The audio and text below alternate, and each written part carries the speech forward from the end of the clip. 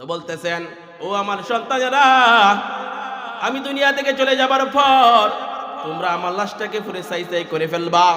এরপরে এই ছাইগুলাকে দুইটা ভাগ করবা। এক ভাগ ছাই বাতাসের মধ্যে উড়াইয়া দিবা, আর এক ভাগ ছাই পানির মধ্যে ভাসাই দিবা, যে রব্বে কারিম আমাকে ধরতে না পারে।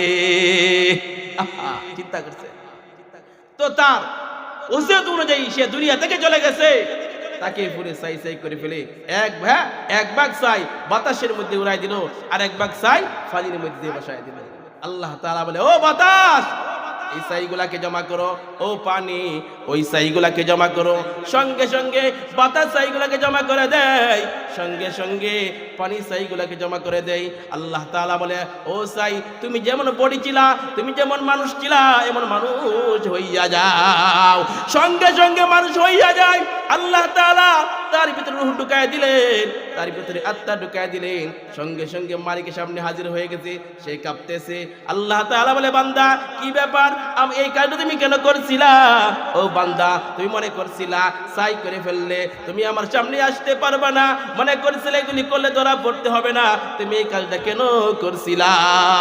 আল্লাহর বান্দা ডাক দিয়ে বলে, ও রব্বে কারীম, তুমি আমাকে আদর করিয়া বানাইছো, তুমি আমার মহব্বত করে বানাইছো। রব্বে কারীম, তুমি আমাকে তে হুকুম আহকাম দিয়ে দুনিয়াতে প্রেরণ করেছিলে। আল্লাহ, একটা হুকুম পালন করতে পারি না।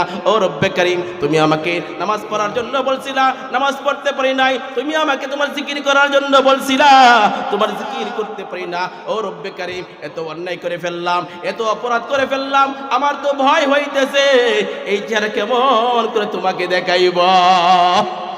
এত মেহনত, এত মুজাহাদা, এত পরিশ্রম করার পরে এই মাহফিলটা করা হয়েছে। এই মাহফিল করলে কি লাভ হয়? এই মাহফিল করলে কি ফায়দা হয়? বলা হয় যে উঠুর যখন আপনার চার্জ শেষ হয়ে যেত, কি করে চার্জ দেওয়া লাগে, কেন? নালে গাড়ি চলবে না। ঠিক তেমনি ভাবে আমাদের ইমানের ব্যাটারি চার্জ কমে যায়। এই সমস্ত মাহফিলে আসলে, এই সমস্ত সবাই আসলে মানুষের ইমানদারের ইমানের ব্যাটারি চার্জ হয়। উলামায়ে কেরামের কথা শুনলে, দ্বীনি কথা শুনলে ইমানের পাওয়ার বেড়ে যায়। এজন্য বেশি বেশি করে উলামায়ে কেরামের সাহাবত, আল্লাহ ওয়ালাদের সান্নিধ্য থাকতে হবে। হাজী আহমদুল্লাহ মুহাজিরে মক্কি রহমাতুল্লাহি আলাইহি, হাজী আব্দুল্লাহ মুহাজিরে মক্কি রহমাতুল্লাহি আলাইহি এক জায়গায় মাহফিলে গেছেন। তো মাহফিলে যাবার পর এই এলাকার এক মহিলা তার স্বামীকে খুব যত্ন মোহাব্বত করতেছে। এক পর্যায়ে ওই মহিলা তার স্বামীকে বলতেছে, হে প্রাণের স্বামী, তোমার কাছে আমার একটা দরখাস্ত, একটা আবেদন। আবেদনটা হলো এই যে আমাদের পাশের গ্রামে ওয়াজ মাহফিল হইতেছে। এই মাহফিলের মধ্যে আল্লাহর বুজুর্গ, আল্লাহর ওলি হাজী আহমদুল্লাহ মুহাজিরে মক্কি রহমাতুল্লাহি আলাইহি আসতেছেন। আপনি যদি মাহফিলে যাইতেন তাহলে অনেক উপকার হতো, ভালো হইতো। তো স্বামী বলতেছে যে মাহফিলে গেলে তো হুজুর নামাজের কথা বলবে, মাহফিলে গেলে হুজুর জিকিরের কথা বলবে, মাহফিলে গেলে হুজুর হালাল পথে চলার জন্য বলবে, আর এখন যে ঠান্ডা, ওযু করলে কষ্ট হবে, এই জন্য আমি এগুলি পারবো না, এই জন্য মাহফিলে আমি যাইতে পারবো না। এক পর্যায়ে স্ত্রী বলে যে স্বামী, নামাজ পড়ার দরকার নাই, আপনি মাহফিলে যান, আপনি মাহফিলে যান। অনেক কাকুতি মিনতি করার পর এক পর্যায়ে রাজি হইল, ঠিক আছে আমি মাহফিলে যাব, কিন্তু নামাজ পড়বো না, ঠিক আছে যান। তো ওই আল্লাহর বান্দা মাহফিলে গেলেন। মাহফিলে যাবার পর হাজী আহমদুল্লাহ মুহাজিরে মক্কি রহমাতুল্লাহি আলাইহি ওয়াজ করতেছেন, বয়ান করতেছেন, আলোচনা করতেছেন। আলোচনার শেষ পর্যায়ে তো উনি বলতেছেন, উনি বায়াত করতেছেন, রুমাল ছেড়ে দিছে, বায়াত করতেছেন। তো এক পর্যায়ে বলতেছে যে সবাই তওবা করেন। তওবা করার পরে বলতেছে যে আমার সাথে ওয়াদা করেন যে জীবনে আর নামাজ ছাড়বো না, জীবনে হারাম পথে চলবো না, জীবনে কারো হক নষ্ট করব না। এই কথা যখন বললেন, বলার পর এই যুবক দাঁড়িয়ে গেলে, হুজুর আমি তো মাহফিলে আসতে চাইছিলাম না, আমার বিবি সাহাবা অনেক রিকোয়েস্ট করার পর আমি মাহফিলে আসলাম। তবে মাহফিলে আসার সময় আমি আমার বিবি সাহেবাকে বললাম যে মাহফিলে যাব, সবাই যাব, কিন্তু নামাজ পড়বো না। তো হুজুর বলেন, আমি তো তোমাকে নামাজ পড়ার জন্য বলি নাই, তুমি আগে রুমাল ধরো। আমি তোমাকে নামাজ পড়ার জন্য বলি নাই, তুমি আগে রুমাল ধরো। তো রুমাল ধরলেন। রুমাল ধরার পর হাজী আহমদুল্লাহ মুহাজিরে মক্কি রহমাতুল্লাহি আলাইহি আপনি ওয়াদা করতেছেন তওবা পড়াইতেছেন। তো মাহফিল শেষ হয়ে গেল, ওই যুবক বাড়িতে চলে গেলেন। আগেই তো শর্ত করছে যে নামাজ পড়বে না। তো যখন বাড়িতে চলে গেলেন, বাড়িতে যাবার পর ওনার তো কোনো চিন্তা নাই, কোনো পেরেশানি নাই, কারণ আগেই তো ওয়াদা করছে নামাজ পড়বে না। যখন আপনার নামাজের সময় হয়ে যায়, নামাজের ওয়াক্ত হয়ে যায়, ওই সময় তার চুলকানি শুরু হয়ে যায়। মাথা চুলকায়, কান চুলকায়, হাত চুলকায়, মুখ চুলকায়, প্রত্যেকটা উদর প্রত্যঙ্গ চুলকায়। এক পর্যায়ে এমন ভাবে শরীর চুলকাইতেছে, এক পর্যায়ে বলে কি ব্যাপার আজকে এমন ভাবে শরীর চুলকাইতেছে, আর কোন সময় তো এভাবে চুলকাই না। এক পর্যায়ে বিবিকে বলে, বিবি সাহেবা আজকে আমার শরীরটা এমন ভাবে চুলকাইতেছে যার অন্য কোনো সময় চুলকায় না, কারণ কি, কারণ কি? তো বিবি সাহেবাকে বলতেছে যে আমার শরীর তো চুলকাইতেছে, প্রচুর পরিমাণে আপনার চুলকাইতেছে। তো স্ত্রী বলে কোথায় চুলকাইতেছে? তো বলতেছে যে আমার কান চুলকাইতেছে, হ্যাঁ হাত চুলকাইতেছে, মুখ চুলকাইতেছে, পা চুলকাইতেছে। তো স্ত্রী ছিল খুব বুদ্ধিমান, তো বলছে হ্যাঁ রে, এগুলো তো ওযুর জায়গা, ওযুর অঙ্গ প্রত্যঙ্গ। তো বিবি সাহেবা বলে একটা কাজ করেন, আপনি কষ্ট করে ওযু করেন, আপনি কষ্ট করে ওযু করেন। আরে ভাই এমন অবস্থা, স্ত্রী বলতে ওযু কেন, যদি বলে গোসল করতে হবে তো গোসলও করবে। তো এক পর্যায়ে হ্যাঁ এই আল্লাহর বান্দা এই যুবক এক একটা অঙ্গ দয়, এক এক অঙ্গের চুলকানিও ভালো হয়ে যায়। সুবহানাল্লাহ বলে, চুলকানি ভালো হয়ে যায়। তো যখন সে ওযু করে ফেলছে, তো ওযু করার পর আল্লাহ তাআলা তার অন্তরের মধ্যে ঢেলে দিয়েছে। এই আল্লাহর বান্দা বলে এত কষ্ট করে ওযুটা করছে, নামাজটা পড়ে নিয়েছে। সুবহানাল্লাহ বলেন। তো নামাজ পড়ছে, নামাজ পড়ার পর বলে যে আর নামাজ পড়তাম না, শেষ নামাজ পড়বো না। আবার যখন আসরের সময় হইয়া যায়, আসরের রক্ত হইয়া যায়, আবার চুলকানি শুরু হয়ে যায়। তো বেটা তো জানি যে ওযু করলে আপনার চুলকানি ভালো হয়ে যায়। তো ওযু করছে, তো বলতেছে যে যেহেতু কষ্ট করিয়া ঠান্ডার মধ্যে ওযু করছি, যা নামাজটা পড়ে নিছি। সুবহানাল্লাহ বলেন। নামাজ পড়ে এক সপ্তাহ চলে গেছে, এই এক সপ্তাহের মধ্যে এক ওয়াক্ত নামাজ ছাড়ে না। সুবহানাল্লাহ। এক সপ্তাহ পর পাশে আরেকটা গ্রামের মধ্যে আবার এই হুজুর আসছেন, হাজী আব্দুল্লাহ মুহাজির মক্কি রাহমাতুল্লাহি আলাইহি আসলেন। ওই যুবক চলে গেল, ওই মাহফিলে চলে গেলেন। মাহফিলে যাবার পর হুজুরকে ডাক দিয়ে বলে, হুজুর কি ব্যাপার, আপনি আমরা কি জাদু করলেন, আপনি আমরা কি পড়াইলেন? বলে কি ব্যাপার, তোমার আমি কি জাদু করলাম? বলে হুজুর গত সপ্তাহ মাহফিল থেকে যাবার পর এক ওয়াক্ত নামাজও আমি ছাড়তে পারি নাই। হুজুর ডাক দিয়ে বলে, ও আল্লাহর বান্দা শুনো, ও যুবক শুনো নাও, আমার কাজ হলো পথহারা বান্দাকে, পথভ্রষ্ট বান্দাকে, আল্লাহ বুলা বান্দাকে আল্লাহ সম্পর্ক লাগাইয়া দেওয়া, মালিকের সাথে সংযুক্ত করে দেওয়া। আমি সম্পর্ক আল্লাহর সাথে লাগাই দিয়েছি, আল্লাহ তাআলা তোমাকে হেদায়েত দিয়ে দাও। এজন্য এই সমস্ত মাহফিলে আসলে ঈমানের ব্যাপারে কি হয়, চার্জ হয়। আজকে তো আমরা উলামায়ে কেরামের সাথে আমরা চলি না, আল্লাহ ওয়ালাদের সান্নিধ্যে আমরা থাকি না। কেন? যে আল্লাহ ওয়ালাদের সান্নিধ্যে থাকলে, আল্লাহ ওয়ালাদের সোহবতে থাকলে ওই পথ হারা বান্দা, পথ বুলা বান্দা, আল্লাহ বুলা বান্দা আল্লাহ ওয়ালা হয়ে যাবে। সুবহানাল্লাহ বলে, আল্লাহ ওয়ালা হয়ে যাবে। তো আমি আপনাদের সামনে কালামুল্লাহ থেকে এক আয়াতে কারিমা তেলাওয়াত করছি। এই আয়াতের মধ্যে আল্লাহ তাআলা বলেন, ইয়া আইয়ুহাল্লাযীনা আমানুত্তাকুল্লাহ। আল্লাহ তাআলা বলে, ও আমার ঈমানদার বান্দা, ইত্তাকুল্লাহ, আমি আল্লাহকে ভয় করো, আল্লাহকে ভয় করো। আজকে দেখা যায় আমরা মুসলমান দাবি করি নিজেদেরকে, পুরা এলাকা মুসলমানে ভরা, ঈমানদারে ভরা, কিন্তু মসজিদে যখন আজান হয়ে যায় দেখা যায় কিছু মুরব্বী আছে, মুরব্বী যেগুলি সমাজে চলে না। আমি এগুলি বলি সমাজে চলে না কেন? যারা সমাজে গেলে, চার দোকানে গেলে মানুষের মন্তব্য করে যে চাচা আপনি চার দোকানে কিতা করো, দেখবেন বাজারও গেলে গেবো মেয়ে চাচা বেটা বাজারও গেলে কি আইসুন আপনার জায়গা গেছে মসজিদ, গরো গেলে গো বাবার এগুলো কটকট করে কি লাগে মন্তব্য করে যে দাম নাই।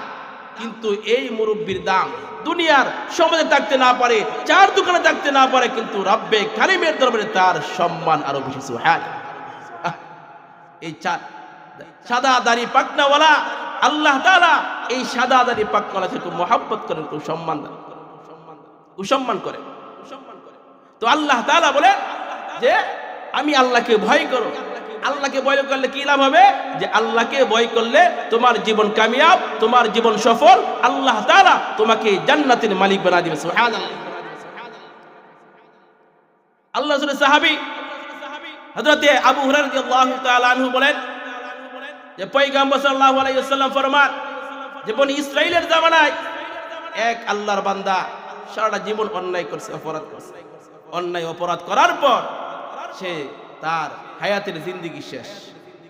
তো চিন্তা করছে, হায় হায় কি করলাম, জীবনটা বরবাদ করে ফেললাম, নষ্ট করে ফেললাম। হায় রে, আল্লাহ তাআলা আমাকে যে উদ্দেশ্যে প্রেরণ করেছিল কোনো কিছুই করতে পারলাম না। আল্লাহ কি আল্লাহকে বানাইছে আমাদেরকে কাবারের জন্য? আল্লাহ বানাইছে কি ঘোরাফেরার জন্য বানাইছে? যে না না না, আল্লাহ তাআলা আমাকে আপনাকে দুনিয়াতে প্রেরণ করেছে একমাত্র তার গোলামি করার জন্য। তো বলতেছে হায় কি করলাম, জীবনটা শেষ করে ফেললাম, নষ্ট করে ফেললাম। এক পর্যায়ে সে তার সন্তানদেরকে বলতেছে, ও আমার সন্তানেরা তোমরা এদিকে আসো, শুনো শুনো, আমার হায়াতের জিন্দেগি শেষ, আমার যে কোনো সময় মৃত্যুর ঘন্টা বেজে যাবে, যে কোনো সময় মালাকুল মউত আজরাইল চলে আসবে। সুতরাং আমার ভয় হইতেছে এই চেহারা আমি কেমন করে রব্বে কারিমকে দেখাইব, এই চেহারা কেমন করে আমি আল্লাহকে দেখাইব। সুতরাং আমার ভয় হইতেছে, তোমাদেরকে একটা ওসিয়ত করতেছি। ওসিয়তটা হলো এই যে আমি যখন দুনিয়া থেকে চলে যাব তখন তোমরা আমাকে দাফন কাফন করবা, আমার লাশটাকে পুরো ছাই করে ফেলবা, আমার লাশটাকে পুরো ছাই করে ফেলবা। এরপরে এই ছাইগুলাকে দুইটা ভাগ করবা, এই ছাইগুলাকে দুইটা ভাগ করবা। এক ভাগ ছাই বাতাসের মধ্যে উড়াইয়া দিবা, আর এক ভাগ ছাই পানির মধ্যে বসাই দিবা। কিন্তু একজন মালিক আছে, হ্যাঁ, যতই বুদ্ধি করো, যতই কলা কৌশল অবলম্বন করো, কিন্তু মালিক কাছে চার পাবে না। তো বলতেছেন, ও আমার সন্তানেরা, আমি দুনিয়া থেকে চলে যাবার পর তোমরা আমার লাশটাকে পুরো ছাই ছাই করে ফেলবা। এরপরে এই ছাইগুলাকে দুইটা ভাগ করবা, এক ভাগ ছাই বাতাসের মধ্যে উড়াইয়া দিবা, আর এক ভাগ ছাই পানির মধ্যে বসাই দিবা, যে রব্বে কারিম আমাকে ধরতে না পারে। চিন্তা করছে। তো তার ওসিয়ত অনুযায়ী সে দুনিয়া থেকে চলে গেছে, তাকে পুরো ছাই ছাই করে ফেলে এক ভাগ ছাই বাতাসের মধ্যে উড়াই দিল, আর এক ভাগ ছাই পানির মধ্যে বসাই দিল। আল্লাহ তাআলা বলে, ও বাতাস, এই ছাইগুলাকে জমা করো, ও পানি ওই ছাইগুলাকে জমা করো। সঙ্গে সঙ্গে বাতাস ছাইগুলাকে জমা করে দেয়, সঙ্গে সঙ্গে পানি ছাইগুলাকে জমা করে দেয়। আল্লাহ তাআলা বলে, ও ছাই, তুমি যেমন বডি ছিলা, তুমি যেমন মানুষ ছিলা, এমন মানুষ হইয়া যাও। সঙ্গে সঙ্গে মানুষ হইয়া যায়। আল্লাহ তাআলা তার ভিতরে রূহ ঢুকায় দিলেন, তার ভিতরে আত্মা ঢুকায় দিলেন। সঙ্গে সঙ্গে মালিকের সামনে হাজির হয়ে গেছে, সে কাঁপতেছে। আল্লাহ তাআলা বলে, বান্দা কি ব্যাপার, আমি এই কাজটা তুমি কেন করছিলা? ও বান্দা, তুমি মনে করছিলা ছাই করে ফেললে তুমি আমার সামনে আসতে পারবে না, মনে করছিলে এগুলি করলে ধরা পড়তে হবে না, তুমি এই কাজটা কেন করছিলা? আল্লাহর বান্দা ডাক দিয়ে বলে, ও রব্বে কারীম, তুমি আমাকে আদর করিয়া বানাইছো, তুমি আমার মুহাব্বত করে বানাইছো। রব্বে কারীম, তুমি আমাকে তে হুকুম আহকাম দিয়ে দুনিয়াতে প্রেরণ করেছিলে। আল্লাহ, একটা হুকুম পালন করতে পারি না। ও রব্বে কারীম, তুমি আমাকে নামাজ পড়ার জন্য বলছিলা, নামাজ পড়তে পারি নাই। তুমি আমাকে তোমার জিকির করার জন্য বলছিলা, তোমার জিকির করতে পারি না। ও রব্বে কারীম, এত অন্যায় করে ফেললাম, এত অপরাধ করে ফেললাম, আমার তো ভয় হইতেছে এই চেহারা কেমন করে তোমাকে দেখাইব, আমার ভয় হইতেছে। আল্লাহ তাআলা বলে, এই বান্দা যা, তুই যেহেতু আমি আল্লাহকে ভয় করিয়া এই কাজটা করে ফেলছস, যা যা, আমি রহমান, আমি রহিম, আমি আল্লাহ তাআলা তোকে মাফ করে দিলাম। সুবহানাল্লাহ। আল্লাহ তাআলা উসিলা তালাশ করবে, বান্দার বাহানা তালাশ করবে। আল্লাহ তাআলা দেখবে যে বান্দার কোন এক আমল আছে কিনা, বান্দার কোনো ভালো আমল আছে কিনা। একটা মানুষ সারা জীবন অন্যায় করছে, সারা জীবন অপরাধ করছে, কিন্তু আল্লাহ তাআলা ওই বান্দার একটা উসিলার মাধ্যমে আল্লাহ তাআলা তার বান্দাকে মাফ করে দিবে। সুবহানাল্লাহ। এজন্য আল্লাহ তাআলা বলেন, এ আইয়ুহাল্লাযীনা আমানুত্তাকুল্লাহ, ও আমার ঈমানদার বান্দারা, তোমরা আমি আল্লাহকে ভয় করো। কিন্তু আজকে আমরা আল্লাহকে ভয় করি না, আল্লাহর ভয় নাই। হ্যাঁ, আল্লাহ তাআলা আমাকে আপনাকে শিক্ষা দেওয়ার জন্য বেশি কিছু জিনিসের দরকার নাই। এই যে করোনা আসছিল, করোনার সময় মানুষের এমন অবস্থা হয়ে গেছে, হ্যাঁ, সরকার থেকে নির্দেশ আসছে যে মসজিদে ফাজ্জরে উঠে যাওয়া যাইতো না। এরকম কথা কইছি না সরকার থেকে, যে ফাজ্জরের উঠে মসজিদও যাওয়া যাবে না। হ্যাঁ, মুসল্লিরা কে হুজুর মরলে মসজিদে হইরে মরি, মরলে মসজিদে হইরে মরি। দেখেন তো করোনার সময় যে পরিমাণ মসজিদে মুসল্লি হয়েছিল, কি মুসল্লি আছে? এরা তো মরছে না, দুনিয়াতে তো আছে, কিন্তু ভয় নাই, ভয় নাই। আল্লাহ তাআলা আমাকে আপনাকে শায়েস্তা করার জন্য, আল্লাহ তাআলা আমাকে আপনাকে শিক্ষা দেওয়ার জন্য, হ্যাঁ, বেশি কামানের দরকার নাই। ল্যাংরা মশা আছে না, ল্যাংরা মশা, হ্যাঁ, নমরুদ সে আল্লাহ নাফরমানি করতে করতে আল্লাহ কয়, এই নমরুদ, তোরে শায়েস্তা করার জন্য আমার কামানের দরকার না, তোকে শায়েস্তা করার জন্য আমার হাতির দরকার নাই। একটা ল্যাংরা মশা দিতে ডুহাইয়া, একটা ল্যাংরা মশা দিতে ডুহাইয়া, এই ল্যাংরা মশা তার জীবনটাকে বরবাদ করে ফেলছে, নষ্ট করে ফেলছে। এই জন্য মানুষকে শায়েস্তা করার জন্য, মানুষকে শিক্ষা দেওয়ার জন্য বেশি কিছু দরকার নাই। একটা দেশ আর একটা দেশকে ভয় করে দুই কারণে, একটা হলো জনবলে আর একটা হলো অস্ত্রের বলে। আমরা মনে করি আল্লাহর অস্ত্র, আল্লাহর অস্ত্র নাই, আল্লাহর অস্ত্র, হ্যাঁ, বড় অস্ত্রের দরকার নাই, সামান্য সামান্য অস্ত্র আছে। এই অস্ত্রের মাধ্যমে আল্লাহ তাআলা বান্দাকে শিক্ষা দিতে পারে। মুসা আলাইহিস সালাতু ওয়াস সালামের জামানায় পয়গম্বর মুসা আলাইহিস সালাতু ওয়াস সালাম তার ফেরাউনকে আপনার দাওয়াত দিতেছে, ফেরাউনের বাহিনীকে দাওয়াত দিতেছে, কিন্তু তারা দাওয়াত গ্রহণ করে না। এক পর্যায়ে মুসা আলাইহিস সালাতু ওয়াস সালামের উপর জুলুম আর নির্যাতন শুরু হয়ে গেছে। এক পর্যায়ে মুসা আলাইহিস সালাতু ওয়াস সালাম দোয়া করছে, আল্লাহ আপনার পক্ষ থেকে আযাব দিয়ে দেন, আপনার পক্ষ থেকে আযাব দিয়ে দেন, যে আযাব হবে তাদের জন্য কষ্টদায়ক, আর আমার উম্মতের জন্য উপদেশ এবং পরবর্তী উম্মতের জন্য শিক্ষা। কি আযাব দিলেন? আল্লাহ তাআলা বলেন, فأرسلنا عليهم الطوفان والجراد والقمل والضفادع والدم آيات مفصلات فاستكبروا وكانوا قوما مجرمين। আল্লাহ তাআলা মুসা আলাইহিস সালাতু ওয়াস সালামকে কি করলেন? বললেন, দোয়া কবুল করলেন। আল্লাহ মুসা চিন্তা করার কোনো কারণ নাই, এই ফেরাউনের বাহিনীকে শিক্ষা দেওয়ার জন্য, শাস্তি দেওয়ার জন্য বড় কিছু দরকার নাই। আল্লাহ কি পাঠাইছে? ফারসালনা আলাইহিম তুফান, তুফান পাঠাইছে, তুফান নামক আযাব পাঠাইছে। এই তুফান নামক আযাব আইসা ফেরাউনের বাহিনীর, হ্যাঁ, ঘরের মধ্যে আপনার পানি ভরপুর হয়ে গেল, জলোচ্ছ্বাসে ভরপুর হয়ে গেল, ফেরাউনের, হ্যাঁ, বাহিনীর জমিনের মধ্যে আপনার পানি ভরপুর হয়ে গেল। এক সপ্তাহ ঝড় তুফান চলল, ঝড় তুফান জলোচ্ছ্বাস চললো। এক সপ্তাহ পর এই সমস্ত ফেরাউনের বাহিনী পয়গম্বর মুসা আলাইহিস সালামের দরবারে আসছেন। আইসা বলে, ও পয়গম্বর মুসা, আমরা আপনার উপর ঈমান আনবো এবং, হ্যাঁ, বনি ইসরাইলকে মুক্ত করে দেব, আপনি দোয়া করেন আল্লাহ তাআলা যেন আযাবকে দূর করে দেন। তো পয়গম্বর মুসা আলাইহিস সালাম দোয়া করলেন, আল্লাহ তাআলা আযাব দূর করে দিয়েছে। তো বন্যা হওয়ার পর তো জমির ফসল কি হয়? ভালো হয়, জমির উর্বর ভালো হয়। তো জমির উর্বর ভালো হয়ে গেল। ওরা বলতেছে যে না না না, এটা আসলে, হ্যাঁ, মুসার কোনো কেরামতি নাই, মুসার কোনো মুজিজা নাই, এটা আসলে আমাদের মঙ্গলের জন্য আসছিল। এক মাস চলে গেল। এক মাস চলে যাবার পর ওরা যে ওয়াদা করেছিল মুসার উপর ঈমান আনবে, বনি ইসরাইলকে মুক্ত করে দিবে, কোনো কিছুই করে নাই, তারা ওয়াদা খেলাফ করছে। এক মাস পরে আল্লাহ তাআলা আরেকটা আযাব পাঠায়। কি আযাব? আল্লাহ তাআলা বলেন, ফারসালনা আলাইহিমুত তুফান ওয়াল জারাদ। আল্লাহ তাআলা এরপরে আপনার পঙ্গপাল পাঠাইছে, একটা কীট পঙ্গপাল। এই পঙ্গপাল আইসা ওই ফেরাউনের বাহিনীর যত ফসল ছিল সব খেয়ে ফেলছে, ঘর বাড়ির যে কাঠ আছে কাঠ সব খেয়ে ফেলছে। এমন একটা অবস্থা, এক পর্যায়ে তারা আবার সবাই মিলিয়ে আসলো, ও পয়গম্বর মুসা, আমরা আর অন্যায় করব না, আমরা আর অপরাধ করব না, আমরা আপনার উপর ঈমান আনবো এবং বনি ইসরাইলকে মুক্ত করে দিব, আপনি দোয়া করে আল্লাহ তাআলা আযাব দূর করে দেয়। দোয়া করলেন, আযাব দূর হয়ে গেল। এক সপ্তাহ, হ্যাঁ, আযাব দূর হয়ে গেল। এভাবে এক মাস অতিবাহিত হয়ে গেল। কিন্তু এক মাসের পরে তাদের মধ্যে কোনো পরিবর্তন নেই। কারণ চরিত্র, মানুষের চরিত্রের অলংকার, কিন্তু একটা মানুষের চরিত্র এত সহজে যে ভালো হইব এটা বলা যায় না। তো ওরা কি করলেন? আপনারা আবার ওয়াদা খেলাফ করলেন, যে বললেন যে না না। এক মাস অতিবাহিত হয়ে যাবার পর আল্লাহ তাদেরকে শায়েস্তা করার জন্য, তাদেরকে শিক্ষা দেওয়ার জন্য আরেকটা আযাব পাঠায়। কি আযাব? আল্লাহ তাআলা বলেন, ফারসালনা আলাইহিমুত তুফান ওয়াল জারাদ ওয়াল কুম্মাল। কোন ফাটাইছে? উকুন আইসা ওদের মাথা ভরপুর হয়ে গেছে, হ্যাঁ মাথার মধ্যে উকুন ভরপুর হয়ে গেছে, মুখের মধ্যে উকুন ভরপুর হয়ে গেছে, সারা অঙ্গ প্রত্যঙ্গ উকুনে ভরপুর হয়ে গেছে। শুধু তাই না, ওরা যে বিছানার মধ্যে ঘুমায় সেখানে উকুনে ভরপুর হয়ে গেছে। এমন অবস্থা যে উকুনে চুল খাইতে খাইতে পুরা, হ্যাঁ মাথার চুল খেয়ে ফেলছে, ব্রোর চুল খেয়ে ফেলছে, মুখের চুল খেয়ে ফেলছে। সকালবেলা যখন তারা ঘর থেকে বের হয়েছে, একজন আগে ভূত আইছে ভূত। কারণ একটা মানুষ চুল না থাকতে কি হয়ে যায়, খারাপ দেখা যায় না, খারাপ দেখা যায়।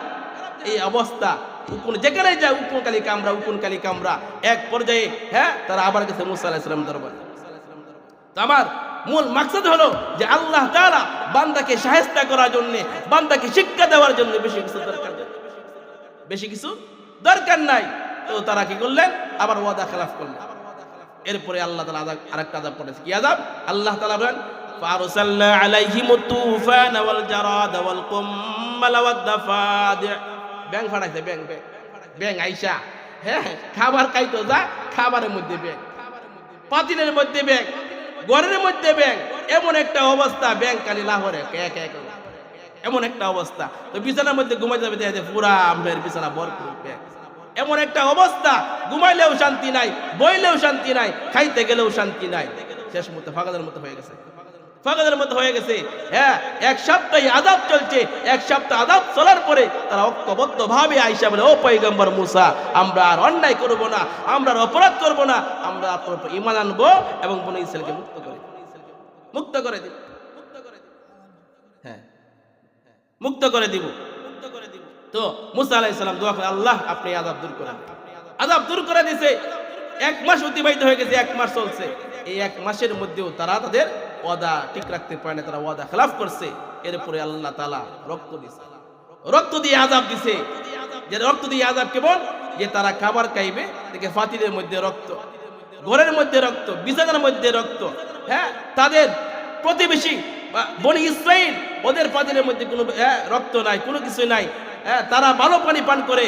যেই মুহূর্তে আপনার ফেরাউনের বাহিনী পানি পান করতে যায়, পানি রক্তে ভরপুর হয়ে যায়। অথচ মুসা আলাইহিস সালামের বাহিনীরা পানি পান করে, এই পানির মধ্যে কোনো রক্ত নাই। ওরা যখন ফেরাউন মুসা আলাইহিস সালামের টিউবওয়েল থেকে, ঝর্ণা থেকে বা কূপ থেকে পানি আনে, যেই মুহূর্তে ফেরাউনের বাহিনীর হাতে চলে আসে, পানি সঙ্গে সঙ্গে রক্ত হয়ে যায়, রক্ত হয়ে যায়। যে আল্লাহ তাআলা আমাকে আপনাকে শিক্ষা দেওয়ার জন্য বেশি কামানের দরকার পড়ে না, বেশি কিছু দরকার পড়ে না।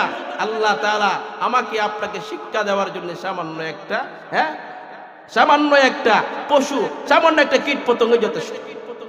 এজন্য আল্লাহ তাআলা বলেন, ইয়া আইয়ুহাল্লাযীনা আমানুত্তাকুল্লাহ ওয়াবতাগু ইলাইহিল ওয়াসিলা।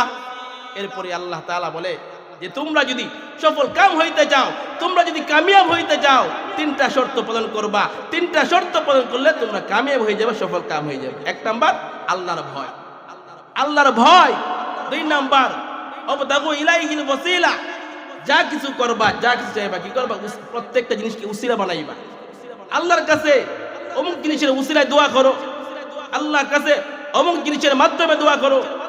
আমাদের আদি পিতা আদম আলাইহিস সালাতু ওয়াস সালাম, তো আদম আলাইহিস সালাতু ওয়াস সালাম, হ্যাঁ আল্লাহ আদমকে বানাইলেন, মা হাওয়াকে বানাইলেন। বানানোর পরে বলে তোমরা জান্নাতের মধ্যে যেখানে মধ্যে সেখানে ঘোরাফেরা করো, যেখানে সেখানে ঘোরাফেরা করো, কিন্তু সাবধান, এই গাছের কাছে যাইবা না এবং গাছের ফল খাইবা। শেষ মুহূর্তে শয়তানের ধোঁকায় পড়িয়া, শয়তানের ফাঁদে পড়িয়া, শয়তানের কুমন্ত্রণায় পড়িয়া শয়তান বলে, ও আদম হাওয়া, তোমরা কি জান্নাতে সারা জীবন থাকতে চাও? বলে হ্যাঁ হ্যাঁ সারা জীবন থাকতে চাই, সারা জীবন থাকতে চাই। যে সারা জীবন থাকতে চাইলে তোমরা গাছের ফল খাও। হ্যাঁ গাছের ফল খাইছে, সঙ্গে সঙ্গে জান্নাতি পোশাক ওদের শরীর থেকে পড়ে গেছে, জান্নাতি পোশাক শরীর থেকে পড়ে গেছে। আল্লাহ তাআলা জান্নাত থেকে বের করে দুনিয়াতে ফেরাই দিয়েছে। সম্পর্ক বিচ্ছিন্ন। আদম হাওয়াকে তালাশ করে, আদম হাওয়াকে পায় না, হাওয়া আদমকে তালাশ করে, আদম হাওয়াকে পাই না। এভাবে চলতে চলতে 1 বছর না 2 বছর না দীর্ঘ 350 বছর পর্যন্ত কান্নাকাটি করতেছে আর বলে, রব্বানা যালামনা আনফুসানা ওয়া ইল্লাম তাগফির লানা ওয়া তারহামনা লানাকুনান্না মিনাল খাসিরিন। ও রব্বে কারীম, শয়তানের ধোঁকায় পড়িয়া, শয়তানের কুমন্ত্রণায় পড়িয়া, শয়তানের পাদে পড়ে অন্যায় করে ফেলেছি, আল্লাহ তুমি আমাকে মাফ করে দাও। 350 বছর পর্যন্ত মাফ চাইছে। এক পর্যায়ে তার মনে পড়ছে, হাই রে, আল্লাহ তাআলা যেদিন আমাকে বানাইলেন, ওই সময় তো আমি দেখছিলাম আল্লাহর আরশে আজিমের চৌকাঠের মধ্যে লেখা লা ইলাহা ইল্লাল্লাহু মুহাম্মাদুর রাসূলুল্লাহ। সুবহানাল্লাহ। তো বলতেছে যে মুহাম্মদ যেহেতু আল্লাহর সাথে মুহাম্মদ নামটা অবশ্যই তার মহব্বতের নাম। তো শেষ পর্যন্ত আল্লাহ এই মুহাম্মাদের উসিলায়, এই মুহাম্মাদের মাধ্যমে আল্লাহ তুমি আমাদের তওবা কবুল করে নাও। সুবহানাল্লাহ। সঙ্গে সঙ্গে আল্লাহ তাআলা তওবা কবুল করে নিয়েছে। জান্নাতে হ্যাঁ আল্লাহ তাআলা আদম এবং হাওয়াকে আরাফার ময়দানে একত্রিত করে দিয়েছে। সুবহানাল্লাহ। চিন্তা করছেন আমাদের রাসূলের সম্মান আর ইজ্জত কেমন? যে কোনো দোয়া করবে, যে নামাজ পড়তে গেলেও হ্যাঁ রাসূলের নাম লাগে, দোয়া করতে গেলেও রাসূলের নাম লাগে। যে দোয়ার মধ্যে আল্লাহ রাসূলের নাম নেবে এই দোয়া আল্লাহ তাআলা সঙ্গে সঙ্গে কবুল করে নেবে। সুবহানাল্লাহ। এজন্য বলে আল্লাহ বলেন তোমরা যদি সফল কাম অর্জন করতে চাও, তোমরা যদি বিজয় লাভ করতে চাও তাহলে তিনটা কাজ করতে হবে। 1 নাম্বার আল্লাহর ভয়, 2 নাম্বার উসিলা তালাশ করতে হবে, 3 নাম্বার আল্লাহ বলেন ওয়াজাহিদু ফি সাবিলি, আল্লাহর রাস্তায় জিহাদ করতে হবে। যখনই ইসলামের বিরুদ্ধে, কুরআনের বিরুদ্ধে, আল্লাহর বিরুদ্ধে হ্যাঁ রাসূলের বিরুদ্ধে কথা বলবে সঙ্গে সঙ্গে চাপায় পড়তে হবে। লাআল্লাকুম তুফলিহুন, এই তিনটা কাজ যদি করতে পারো, এই তিনটা শর্ত তোমরা যদি বাস্তবায়ন করতে পারো, লাআল্লাকুম তুফলিহুন, আল্লাহ তাআলা তোমাদেরকে বিজয় দান করবে। সুবহানাল্লাহ। আল্লাহ তাআলা আমাকে আপনাদের সবাইকে এই শর্তগুলো যাতে আমরা মানতে পারি, এই শর্তগুলো যাতে আমরা হ্যাঁ আমল করতে পারি এবং মালিকের ভয় নিয়ে যাতে আমরা কবরে যাইতে পারি, আল্লাহ তাআলা সেই তৌফিক দান করুন। আমিন। ওয়া আখিরু দাওয়ানা আলহামদুলিল্লাহি রাব্বিল আলামিন। আসসালামু আলাইকুম ওয়া রাহমাতুল্লাহি ওয়া বারাকাতুহু।